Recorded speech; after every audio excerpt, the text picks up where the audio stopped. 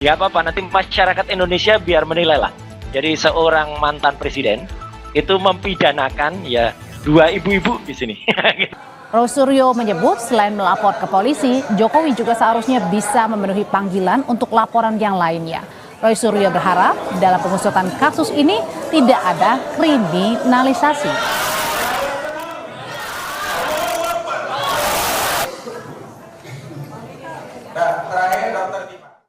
Tanggapan saya bagus ya. Jadi dengan begini nanti seluruh rakyat Indonesia itu bisa menyaksikan bagaimana seorang pelapor itu harus membuktikan juga bahan-bahan yang dia miliki. Dalam hal ini adalah ijazahnya yang kita pertanyakan ataupun kita duga itu tidak benar alias palsu. Lanjutkan saja dan nanti kita uji dengan teknologi, kita uji dengan kebenaran dan mohon untuk tidak ada kriminalisasi. Iya kan udah sering disebut, nggak apa-apa. 2 RS itu kan double RS ya. Saya sama Dr. Rismond Sianipar. Nggak apa-apa. Tapi yang menarik gini Mbak Putri. Kan tadi kan kita dengar sendiri ya dari Pak Yaakob ya. Jadi kemarin kan ada nama Pak Rizal Fadilah. Itu nggak ada, sudah. Jadi ada tambahan nama Pak ES, Egy Sujana, dan juga ada tambahan nama K. K itu Bu Kurnia. Wah ini, ya apa-apa. Nanti masyarakat Indonesia biar menilai lah. Jadi seorang mantan presiden itu mempidanakan ya dua ibu-ibu di sini, gitu kan gitu. Kenapa Mempidanakan loh dia, mempidanakan Ibu Kurnia dengan Dr. Mas Roy, kalau tadi Rima. Mas Roy pakai kata-katanya adalah nggak apa-apa biar masyarakat tahu bahwa seorang mantan presiden melaporkan kasus dugaan ijazah palsu ini. Kenapa sih? Apa yang dimaksud dalam hal ini? Iya bagus, artinya bagus. Artinya kan sebenarnya kan kasus ini sampel. Benar kata Pak Jokowi, kasus ini sebenarnya sederhana.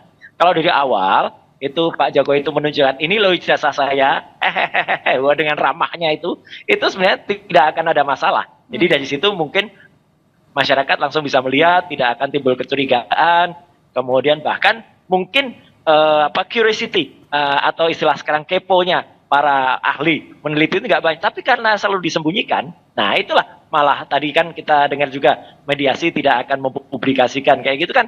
Ini menjadi lucu ya, makanya nggak apa-apa, semua punya hak ya. Jadi kita menghormati juga, hormati Pak Jokowi untuk melaporkan itu dan mempidanakan termasuk dua ibu-ibu tadi, ya gitu. Dan hormati kami juga untuk menyampaikan secara ilmiah. Dan kalaupun ilmiah itu nanti harus ditandingkan atau harus dilawankan dengan hukum, nah nggak apa-apa, biar saja. Biar masyarakat yang menilai dan biar ini menjadi diskursus yang bagus untuk masyarakat. Oke, saya ke Bang Rifai. Bang Rifai, kalau tadi Pak Jokowi setelah didalami sebagai saksi keterangannya, ini menyatakan bahwa ini sebenarnya kasusnya biasa tergolong ringan ya. Tapi kemudian kenapa akhirnya melapor Pak Jokowi dan sudah begitu juga melapornya ke Polda Metro Jaya? Oke, sebenarnya kami ini sudah menangani persoalan ijazah ini sejak 2 tahun yang lalu, Mbak. Dan sebagai advokat kami sudah menjelaskan banyak hak hukum yang bisa digunakan, baik gugatan perdata maupun laporan pidana, tapi Pak Jokowi berulang-ulang menyatakan saya tidak akan menggunakan hak tersebut, apalagi saya sebagai presiden, karena jangan sampai dianggap menyalahgunakan kekuasaan atau dan sebagainya macamnya.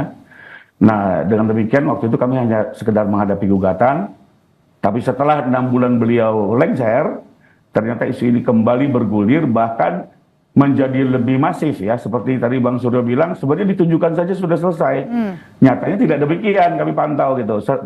UGM sendiri, rektor dan dekan sudah menyatakan itu clear, Pak Jokowi betul kuliah, tetap terus dicari persoalannya, entah fonnya lah, entah fotonya lagi, lari lagi ke skripsi, dari situ objek berpindah ke skripsi. Dari skripsi lari ke lembar pengesahan. Sekarang jadi intinya ini dicari-cari permasalahannya begitu ya? Jadi kami melihat ini bukan menguji kebenaran, tapi memang tujuannya adalah untuk menyudutkan, mencemarkan nama baik beliau. Betul ya. Begitu Mas Roy, kalau ini tujuannya adalah untuk mencemarkan nama baik, mencari-cari masalah. Gini.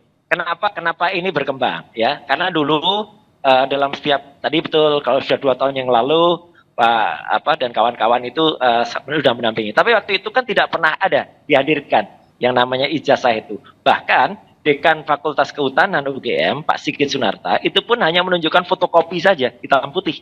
Dan baru ketika kemudian ada yang namanya seorang kader partai, yaitu berani memposting itu di X dan dia menuliskannya asli, gitu kan. Nah, dan itu berwarna. itu kemudian menarik untuk diuji gitu loh. Apalagi kan kalau kader partai itu kita tahu ketua partainya adalah anaknya Pak Jokowi. Yang kedua, itulah kemudian kami mengajukan surat kepada UGM, TPUA untuk datang resmi. Jadi kami datang resmi ke UGM itu, dan itu yang memang harap diketahui bahwa dengan kedatangan kami pada tanggal 15 April kemarin itu justru membongkar kotak Pandora. Karena skripsi yang disebut skripsi itu ternyata adalah waduh banyak sekali. Yang tadi disebutkan betul. Ada fontnya, ada kemudian ada lembar pengesahan yang tidak ada, bahkan ada nama-nama seharusnya tertulis tapi tidak. Dan itulah yang kemudian kita uji. Jadi sekali lagi, yang kami uji skripsi itu adalah primary evidence. Primary evidence itu artinya skripsi aslinya. Yang disebut skripsi aslinya Jokowi. Itu kayak gitu, dan kalau udah kayak gitu Mbak, kami sangat menyayangkan kalau UGM harus memutuskan, dan dari situ UGM goyah.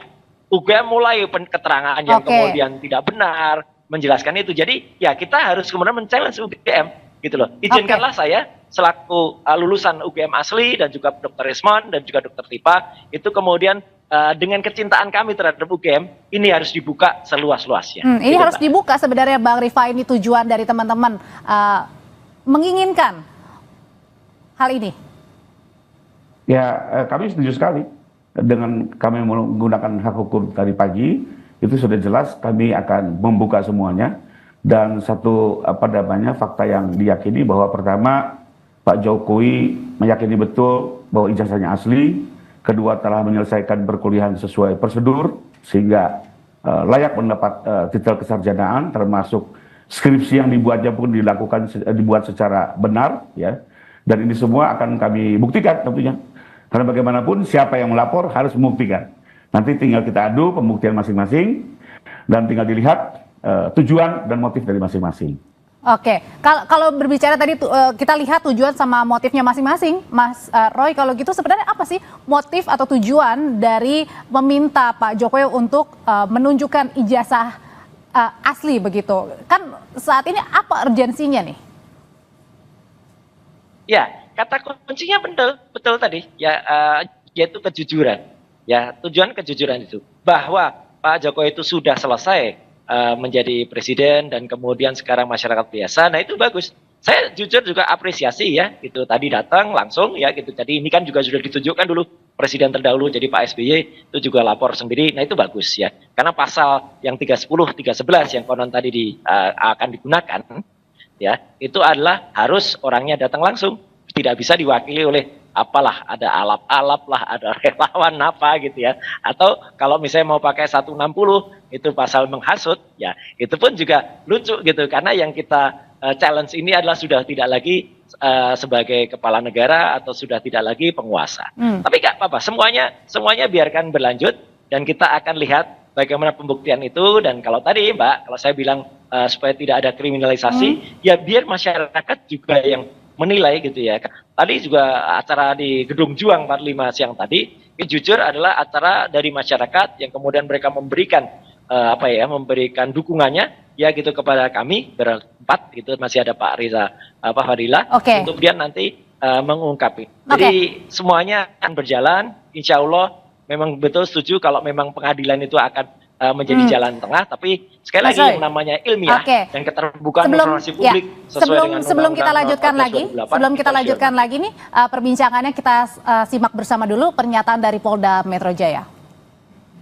Beliau sudah diterima, kemudian beliau tadi diambil keterangannya di Subdit Kamnet ya, Ditreskrim Polda Metro Jaya.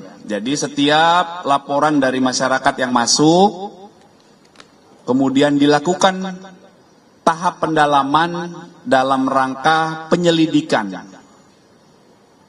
Ya, penyelidikan adalah serangkaian upaya yang dilakukan oleh penyelidik untuk mendalami apakah peristiwa yang dilaporkan itu ada dugaan tindak pidana atau tidak. Nah, inilah tahap yang sedang kami lakukan. Dalam hal ini Subdit Kamnet Ditreskrim Polda Metro Jaya. Bang Rifai, sebenarnya apa saja sih yang ditanyakan penyidik ke Pak Jokowi? Apakah juga termasuk Pak Jokowi ini tadi membawa ijazah asli untuk ditunjukkan? Tadi Pak Jokowi sudah menjawab 35 pertanyaan penyidik dengan memberikan juga bukti-bukti yang relevan ya. Kami mengajukan 24 objek. Itu ada video, ada capture, ada foto, semua produk dari sosial media. Dan juga tadi beliau membawa ternyata tidak hanya ijazah S1 dari Fakultas Kehutanan UGM, tapi juga beliau sekaligus membawa ijazah asli di SD hingga SMA. Tadi diperiksa langsung, disaksikan bersama, kami juga menyaksikan.